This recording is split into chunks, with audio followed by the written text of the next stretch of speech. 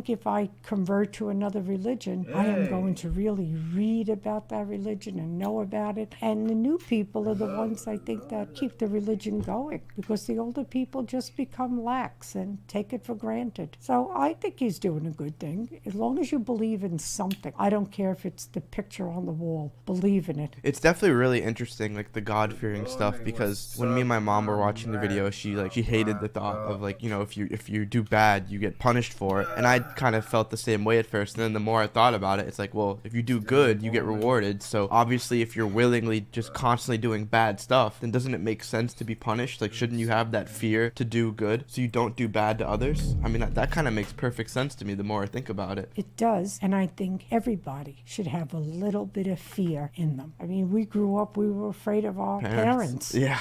You know, I always said I never smoked as a kid, and I still don't smoke, because I used to say if I went to China and lit up a cigarette, my mother would be standing in back of me. And I was always fearful of that. And I know, unfortunately, today, people don't bring their children up with that little bit of fear. You should be a little bit of fear of your teacher, of your parents, of your elders. It's just called respect, really. I agree. No, the girls are out on Saturday night drinking, and they turn up to church because their parents made them. Like, there's no substance to the religion, and also, Islam very closely reflects my personal beliefs. Through my personal life, I've learned that if you don't have standards and you're not a strong person who's prepared to defend his ideas, you'll be crushed. And we look at most religions in the world today which are not prepared to defend their ideas. What's happened to them? They're just getting crushed. And now we have Christianity as an idea which has basically said, well, we can't set any firm rules because everyone will just quit. So instead, let's make it so easy to be a Christian that nobody has to put any effort in. Yeah. And then accept everybody no matter what, and hopefully we can keep the church doors open. That's not God to me, you know? Do you see that as more of like a loving, accepting thing, or as, like he said, just so you're that accepting so you can just keep the doors open and people will keep joining? Because if people have to stick by the rules, less people will be in the church.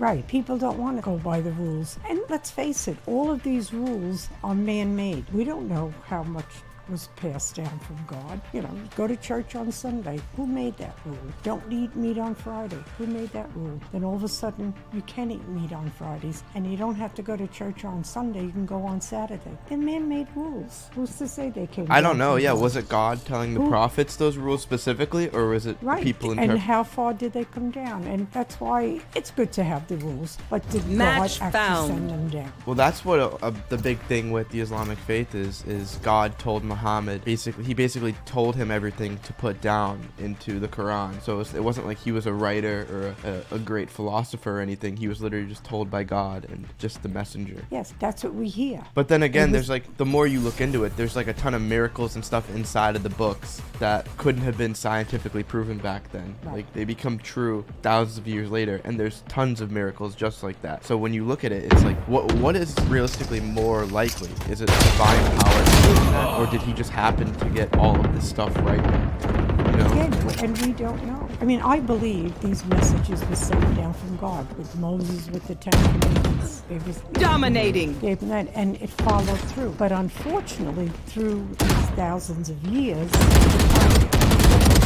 it's like, I don't know if you ever did this telephone game. You tell the first person, you know, don't go to church Sunday, and by the time it gets around to the last person, it has nothing to do It's a random thing. So it trickles down, but it's got to be your personal belief. I mean, I'll never change from being a Catholic because that's what I am. I don't care who converts to what religion. I think everyone has something to believe in. And if it makes you a better person, and help other people, go for it. God to me is something to be feared. God to me is someone that people are afraid to mock. God to me is someone that you have to go out of your way to prove something. God to me has red lines. Like, God to me represents the Islamic faith. The Christian God to me, I don't see God. I can't explain. I don't see anything there. So to me, it was the only logical choice now. I mean, many, as you're saying. These guns we use are okay, but I will also bring my own. For everyone, no offense. Fight! Who will I spot first? But imagine now somebody with major influence, who was the most famous person on the planet. I think Putin might have beaten me as of last year, but I think we need to But I don't want to lose Putin. Putin's the big G. I don't want more enemies. Like, it's fine, Vladimir. You can have it. And then before I did, I win again. last year, Yeah, last yeah. week. I think we're just sort of. But no, it's definitely something beautiful, and a lot. You know, you'd be surprised at how many women as well. Like, 'cause obviously the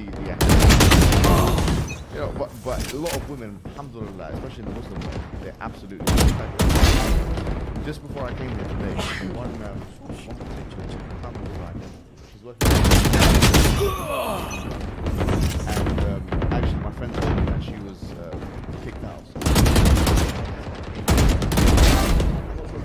I see. Yeah, this was part of the counter. So all your friends have been watching the YouTube videos and stuff. What do they think about Andrew Tate? Do they hate the guy or do they kind of agree with him? They've actually never said. Really? They don't say? They tell me they watch them, that they've watched you, and they're happy and they're good. But they've never really given an opinion on Andrew. They give me their opinion on you. What do they say about me? Oh, they love you. Oh, of They course. love you. They love you. You're great. Sometimes, like a lot of things that they've watched, and I feel the same way. They say you're great. Sometimes they're like, Oh, yeah. but that's our generation. You have to think about to our generation. We would never use the language. So now you do. I've gotten an open mind, but I had to grow into it. No, yeah, I mean, It didn't like, happen overnight. it's definitely not like something I'm proud of. Or it's just, No, like you you- said, it's just different generations. Play into a different audience than 80-year-olds. I have an open mind, but if you spoke like that every day to me, I'd smack you. Well, I don't swear in front of you. You have to adjust, and you have to have an open mind to other people. Some people don't with Andrew and his views. I didn't agree with them, but I actually agree with a lot that we just express it. Yeah, that's the thing that people say about him. Is they agree with what he says, but they don't like the way he says it. So then when you argue with him, how do you win an argument like that? Because you agree with him. You just don't like the way he said it. You can't, well, I'm like that if people argue with me. I think I'm right, so it's right. So him and I would be face to face, would have a good time. I'm always right, and he's always right. Yeah, the fervor behind